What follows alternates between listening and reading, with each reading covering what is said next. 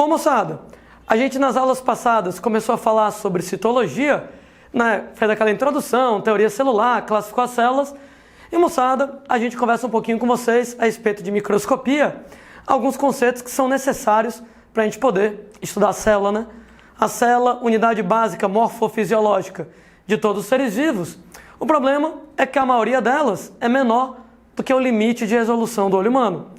Limite de resolução do olho humano, menor estrutura visível a olho nu, sem auxílio de lente de microscópio, 0,1 milímetros, 100 micrômetros é esse limite de resolução. Como a maioria das células é menor do que isso, a maioria das células é microscópica. E aí, para você poder estudar a célula, vamos precisar do microscópio. Os primeiros microscópios eles foram desenvolvidos no final do século XVI pelos holandeses Hans e Zacharias Janssen. Eles vão lá e desenvolvem o microscópio óptico. Microscópio óptico, também chamado microscópio de luz. No microscópio óptico, o microscópio de luz, usa lentes de vidro para ampliar as imagens. E tem duas versões dele, né? Tem o microscópio óptico simples, que tem apenas uma lente. A lupa é um exemplo, moçada, de microscópio óptico simples. E tem o microscópio óptico composto, né? Microscópio óptico composto, aí na fotografia, tem alguns componentes para a gente escrever com vocês. Você tem lá, moçada, bem perto do olho do observador, a primeira lente, chamada lente ocular. Então o nome dela é lente ocular, porque ela está mais próxima do olho do observador. Segunda estrutura aí descrita é o prisma. Besteira, apenas ele vai direcionar a luz para o olho de quem observa. E o que me interessa mesmo é a lente objetiva. É a segunda lente. Ela tem o nome de objetiva porque ela está mais próxima do objeto de estudo. Então são duas lentes. Ocular, próxima do olho de quem observa. Objetiva, próximo do objeto de estudo. Sendo, moçada, que o objeto de estudo está colocado numa espécie de mesa chamada platina, esse suporte para o objeto de estudo, ele é móvel, né? Você coloca lá o objeto na platina, você quer ver o lado direito, o lado esquerdo, que lado da imagem da platina se movimenta, para você ver em particular determinada área da imagem, né? Daí o controle da platina, né? Para poder exatamente movimentar o objeto de estudo. E esse outro botão é o controle do foco, né? Para você de repente regular o foco para mais perto, para mais longe, de acordo com o seu interesse. E a fonte de luz aí em relação ao microscópio.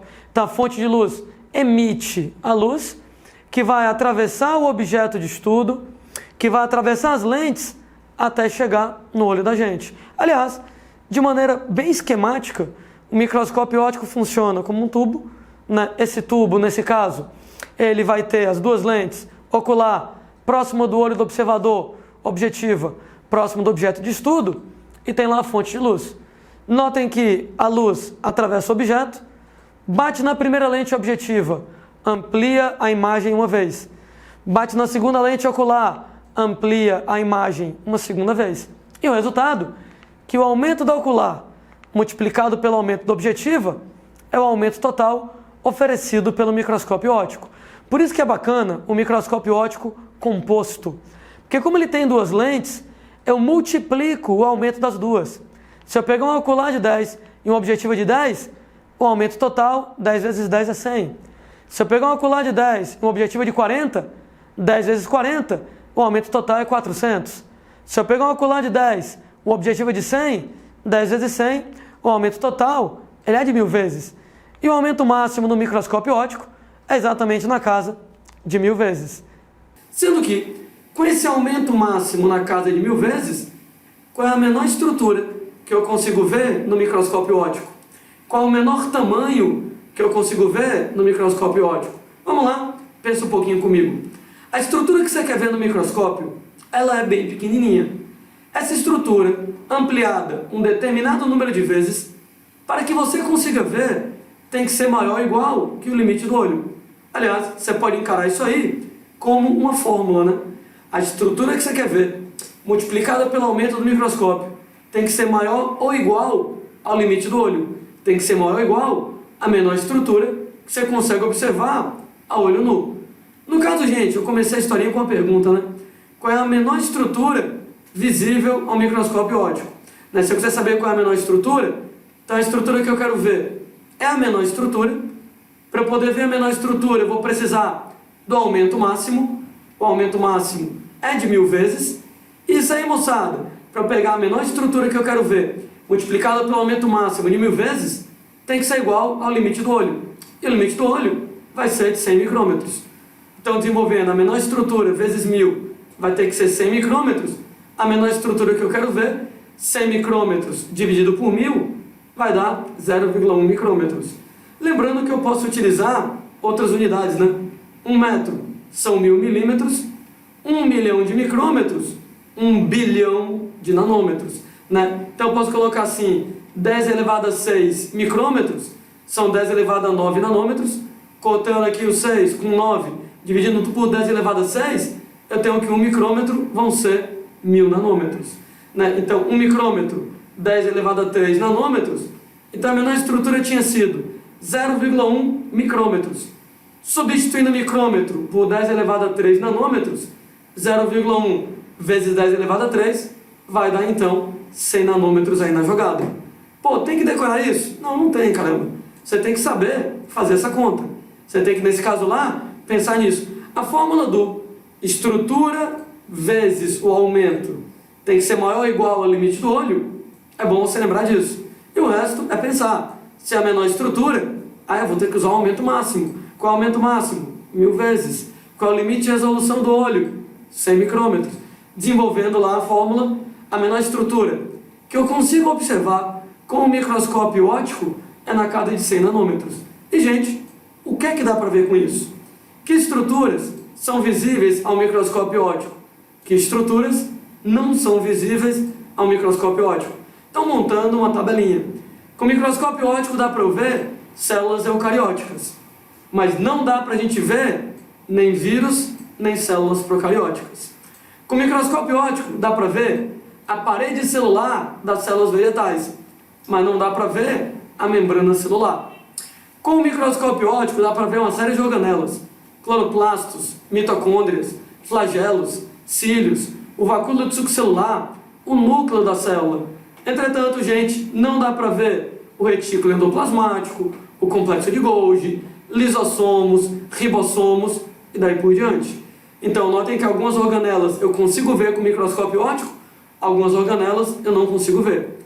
Com o microscópio óptico, eu consigo ver os cromossomos, mas eu não consigo ver o DNA, não consigo ver as proteínas. E claro, né, haveria várias outras estruturas. Entretanto, eu coloquei para vocês o que é de mais interessante que eu tenho que saber. Infelizmente, alguém vai dizer, poxa, essa tabela é mó decoreba, né? É decoreba. Mas infelizmente, eu tenho que ter uma noção do que é que eu consigo ver com o microscópio óptico, o que é que eu não consigo ver. Então, várias estruturas, vírus, bactérias, o DNA, eu não consigo ver com o microscópio óptico. Eu não consigo ver com o microscópio óptico só estruturas maiores. A célula eucariótica, algumas organelas, né? E aí vai. Essa noção, infelizmente, é necessária. Eu estava comentando que você vai pegar o aumento do ocular vezes o aumento da objetiva e vai dar aumento total. Comentando que se eu pegar uma ocular de 10, uma objetiva de 100, 10 vezes 100, o aumento total será de 1000 vezes. E comentando que o aumento máximo no microscópio óptico é de 1000 vezes. E eu calculei agora há pouco que com esse aumento máximo de 1000 vezes, a menor estrutura visível é 100 nanômetros. Alguém briga comigo. Ô Landinho, por que você é tão burro? Por que ao invés de você pegar uma lente de 10 e outra de 100, 10 vezes 100 dá 1000, por que não pega duas lentes de 100? Porque 100 vezes 100 daria 10.000, com aumento de 10.000 vezes, eu conseguiria ampliar a imagem ainda mais, eu conseguiria ver estruturas menores que 100 nanômetros. Sei lá, eu poderia ver talvez um vírus, talvez eu conseguisse ver uma bactéria com microscópio óptico. Certo? Não, errado. Porque tem um pequeno problema. Tem dois limites em relação ao microscópio óptico. Um é a lente e outro é a própria luz. Mesmo que você colocasse lá duas lentes de 100, 100 vezes 100 dando 10.000, na verdade não teria como aproveitar todo esse aumento. Porque, na verdade, o microscópio óptico não consegue ver nada menor do que a própria luz. Como assim, Landim? A luz tem tamanho? Não, não é que a luz tenha tamanho, mas o espectro de luz visível, os comprimentos de onda de luz visível, eles têm um determinado tamanho, entre 390 e 760 nanômetros. Para quem não lembra lá das aulas de física, né? Espectro de luz visível é o conjunto de comprimentos de onda da luz que o olho humano consegue captar. Ele consegue ver mais ou menos entre 390 nanômetros, que é o violeta, e 760 nanômetros, que é o vermelho. Lembrando que abaixo de 390 nanômetros, ultravioleta, meu olho não consegue enxergar. Acima de 760 nanômetros, infravermelho, meu olho também não consegue enxergar. Então, na verdade, eu só consigo ver no microscópio óptico, porque ele trabalha com luz, entre 390 e 760 nanômetros. Tanto é que, teoricamente, com aquele aumento máximo de 1000 vezes que o microscópio óptico oferece, eu poderia visualizar estruturas de até 100 nanômetros. Só que isso é teoricamente. Com esse aumento de 1000 vezes, teoricamente, eu veria estruturas de 100 nanômetros. Mas na prática, eu só posso ver estruturas entre 390 e 760, que é o espectro de luz visível. Então é por isso que, mesmo que você colocasse lentes que aumentassem mais de 1000 vezes, 2000, 5000, 10.000 vezes, não ia adiantar. Porque o microscópio óptico tem esse limite da própria luz.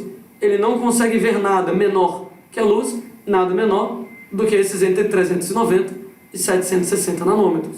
Novamente, moçada, está aí o microscópio óptico representado e está lá o objeto de estudo. E eu lembro que o objeto de estudo tem que ser bem fininho para que ele possa ser atravessado pela luz. Porque a luz vai ter que atravessar ele para você poder enxergar. Tanto é que quem nunca trabalhou com microscópio, uma das primeiras reações quando você vai lá e pega o microscópio para estudar é tacar o dedão lá onde tem escrito objeto para ver como é o seu dedo no microscópio. E se você colocar o dedo lá, você não vai ver porcaria nenhuma, porque o seu dedo é muito grosso, a luz não consegue atravessar o dedo para poder chegar nas lentes de aumento. Para você conseguir ver o seu dedo no microscópio, você teria que pegar o dedo, fatiar o dedo em fatias bem fininhas, tão finas que elas possam ser atravessadas pela luz. Ou seja, o dedo inteiro não dá para você ver no microscópio, ele é muito grosso. Ele bloqueia a passagem da luz, a luz não teria como atravessar o dedo para chegar nas lentes. Cortar em fatias bem fininhas, preparar lâminas histológicas. Cortar a amostra em fatias tão finas que elas podem ser atravessadas pela luz. E aí, gente, nós temos algumas etapas para conseguir cortar o dedo em fatias tão finas assim.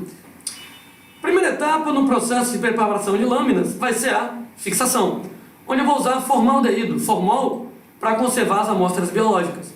Acho que talvez alguém já tenha visitado o departamento de anatomia de uma faculdade lá de medicina, da área de saúde, para ver lá os cadáveres conservados em formol.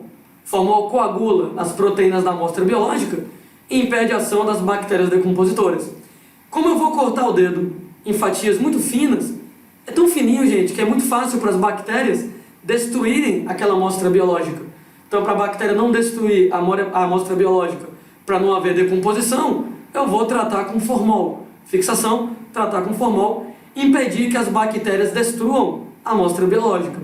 No segundo momento, eu vou desidratar a amostra, eu vou usar álcool para remover a água da amostra biológica, o que facilita a penetração da parafina que eu vou usar já já.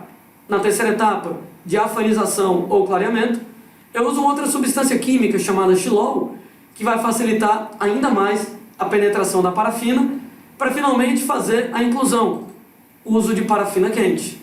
E a parafina quente, ela penetra na amostra. E quando ela penetra na amostra biológica, quando ela esfria, ela endurece a amostra para facilitar o corte. Imagina que o dedo ele é muito mole, quando eu vou tentar cortar em fatias bem fininhas, eu não tenho muita precisão. Daí, a gente pega, tira a água do tecido, coloca parafina quente, quando a parafina endurecer, o tecido fica bem durinho, o tecido fica bem firme, e quando esse tecido fica mais duro, mais firme, facilita o corte nesse caso. Aliás, quinta etapa, microtomia, é cortar a amostra através desse aparelho chamado micrótomo, em fatias tão fininhas que elas podem ser atravessadas pela luz, ou seja, fatias transparentes. Só tem um detalhe, essas fatias são tão finas, transparentes, que, gente, a luz atravessa tão bem que eu perco a noção das estruturas celulares. Qual é qual estrutura? É tudo tão claro na imagem que eu não entendo muito bem o que é um núcleo, o que é uma mitocôndria, o que é o que. Daí, sexta e última etapa da brincadeira, coloração. Eu vou usar corantes não apenas para deixar a imagem bonitinha, coloridinha, não é isso. É para permitir a visualização de determinada estrutura celular. Porque eu vou usar corantes que vão marcar estruturas específicas. Por exemplo, o mais famoso método de coloração, né, em relação à preparação de lâminas histológicas é o método H e E. Ele usa dois corantes, H, hematoxilina, E, eosina. Hematoxilina é um corante roxo que ele cora ácidos. Né? O que é que, por exemplo, a questão de vestibular ia querer de você? Os vestibulares mais doidinhos, pode ser que ele queira que você saiba o que é hematoxilina, que ele é roxo, que ele cora ácidos. Entretanto, mesmo uma prova como o Enem, que não quer que de repente você saiba nada decorado, ela pode usar isso para uma situação, um problema. O cara conta uma história para ti. Olha, era uma vez um corante chamado hematoxilina, que ele é roxo e cora ácidos. Eu queria um exemplo de uma estrutura da célula que é corada pela hematoxilina. Daí, moçada, me ajuda a pensar, o que é que na célula é ácido? Eu vou dar opções, tá? Será que açúcar, lipídio, proteína ou ácido nucleico? Qual desses aí é ácido? É ácido nucleico, né? Poxa, ácidos nucleicos, moçada, eles são ácidos, né? DNA, RNA, eles são ácidos. Então, quando eu colocar hematoxilina vai curar ácidos, como, por exemplo, os ácidos nucleicos. Ô, gente, em que parte da célula os ácidos nucleicos estão localizados? Poxa, no núcleo, né? Daí, quando eu uso hematoxilina, cora ácidos nucleicos. Cora o DNA no núcleo, por exemplo. O núcleo vai ficar roxo. Então, esse tipo de noção que eu queria que você tivesse. Né? Pensasse um pouquinho. Né? Se você tem lá que hematoxilina cora ácidos, quem que é ácido? Açúcar, lipídio, proteína? Ah, ácido nucleico é ácido.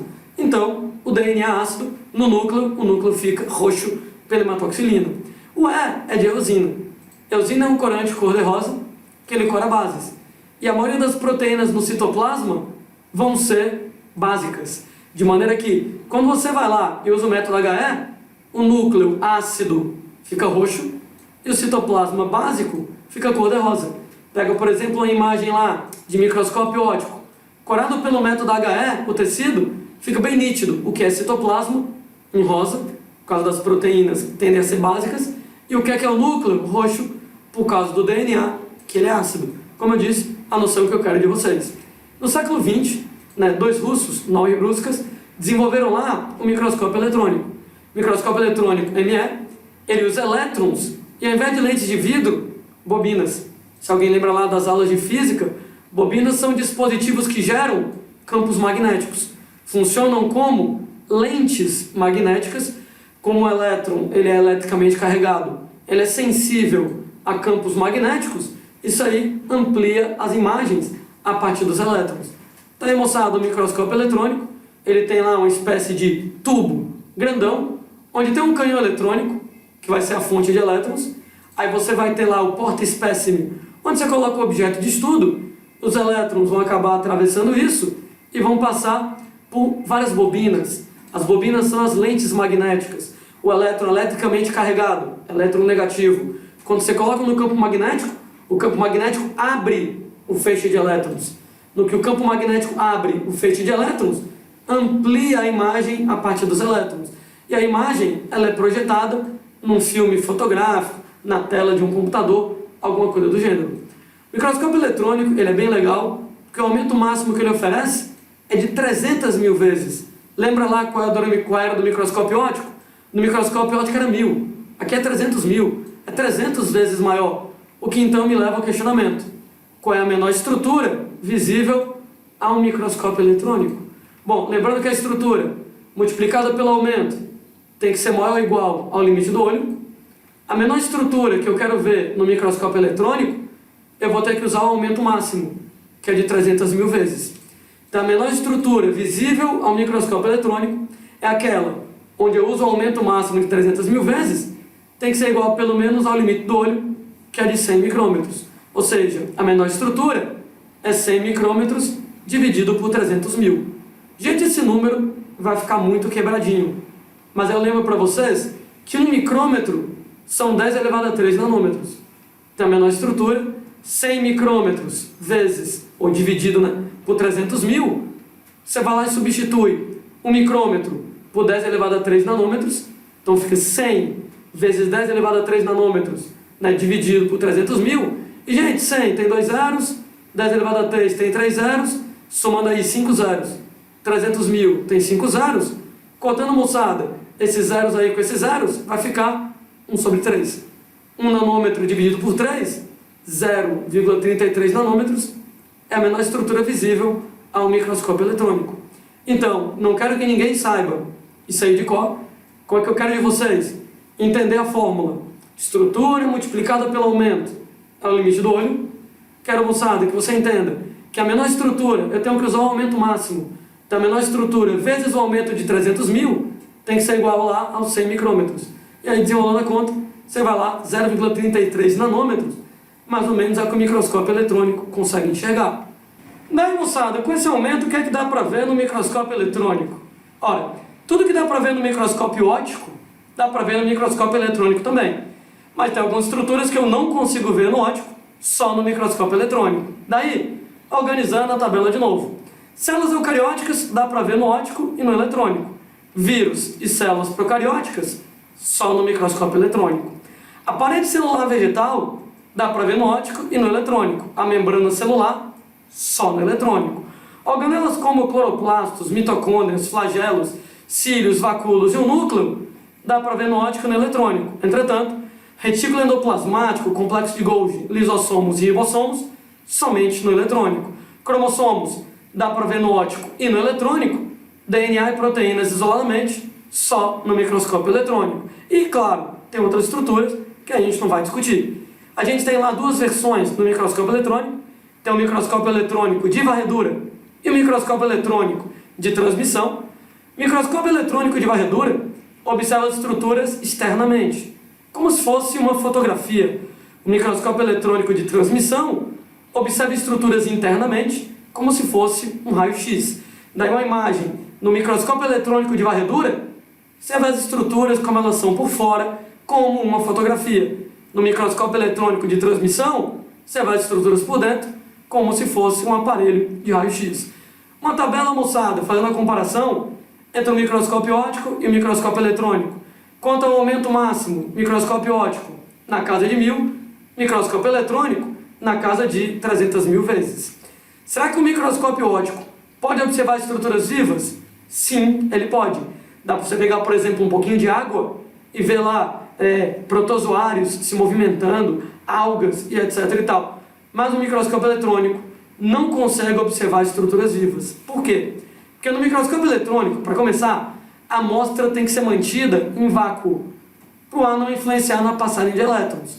Só que, moçada, não tem como a estrutura viva sobreviver no vácuo. Então já não daria para ver a estrutura por causa disso. Número 2, a amostra viva não teria como sobreviver ao bombardeio de elétrons, né? Que os elétrons têm que atravessar o objeto de estudo para poder passar naquelas bobinas, naquelas lentes magnéticas, para chegar lá ao filme fotográfico para extrair a imagem. E não teria como a amostra viva sobreviver a esse bombardeio de elétrons.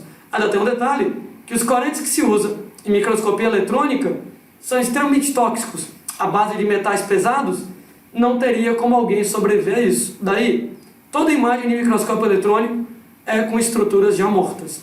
Então, microscópio óptico, dá para ver estruturas vivas? Sim. Microscópio eletrônico, não. Um outro detalhe, o microscópio óptico pode observar cores? Sim, ele pode. Acabei de mostrar para vocês lá uma imagem bonitona, né, da célulazinha, né, com eosina cor-de-rosa no citoplasma, hematoxilina roxa no núcleo. Mas o microscópio eletrônico, ele não permite a visualização de cores. Elétrons não tem cor, né, gente? Você não tem lá elétron cor-de-rosa, elétron vermelho, elétron, sei lá, roxo de bolinhas azuis, não existe isso, né? Daí, sempre no microscópio eletrônico, a gente tem a imagem em preto e branco. Quando disse no microscópio eletrônico a imagem em preto e branco, para que usar corantes? Apenas para poder marcar determinadas estruturas. Deixar algumas estruturas mais escuras do que outras, que a gente chama de contraste, para facilitar a visualização. Então, quando eu falo em corantes no microscópio eletrônico, não é para deixar colorido. Microscópio eletrônico, a imagem sempre é em preto e branco. Ela pode ser colorida artificialmente em computador, mas originalmente ela é em preto e branco. Corantes, só um papel de marcar determinadas estruturas. E, moçada, a nossa questãozinha de hoje, né? Histologia utiliza corantes para evidenciar certas características dos tecidos, para marcar determinadas estruturas. Os corantes mais utilizados são hematoxilina e eosina, HE. Sabes que hematoxilina tem caráter básico e eosina ácido. Sendo assim, a hematoxilina cora estruturas ácidas, como por exemplo, aquelas ricas em ácidos nucleicos. Por isso, os núcleos se coram de roxo pela hematoxilina. Tem hematoxilina roxa, como eu tinha mencionado. Entretanto, se for constatado no microscópio que o citoplasma também se corou de roxo, pode suspeitar que tal célula apresenta intensa produção de... gente, se o citoplasma está roxo, ele também está ácido. Se o citoplasma está ácido, deve ser porque ele está com a presença de ácidos nucleicos também. Né? Ácidos nucleicos, eles são ácidos. Daí, as estruturas que ele coloca para a gente lá, vitaminas, carboidratos, amido, gorduras, proteínas, né? Nenhum desses aí é ácido. Entretanto, para você fabricar a proteína, eu vou precisar da organela, que é o ribossomo, e o ribossomo ele é formado por RNA ribossômico, ácido ribonucleico, ácido. Então, gente, numa célula que está produzindo muitas proteínas, não que a proteína seja ácida, mas quem fabrica a proteína é o ribossomo, a base de RNA ribossômico, ácido ribonucleico ácido. Isso quer dizer que a hematoxilina vai acabar corando o citoplasma também. Daí nessa questão, item correto para marcar letra E, e até o nosso próximo vídeo.